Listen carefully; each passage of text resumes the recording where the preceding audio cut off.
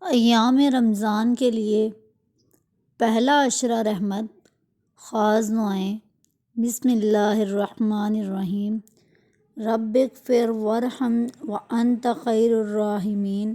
اے میرے رب مجھے بخش دے، مجھ پر رحم فرما، تو سب سے بہتر رحم فرمانے والا ہے۔ دوسرا عشرہ مغفرت۔ استغفر اللہ ربی من کل ذنب واتوب الیہ۔ میں اللہ سے تمام گناہوں کی بخشش مانگتی ہوں جو میرا رب ہے اور اسی کی طرف رجوع کرتی ہوں۔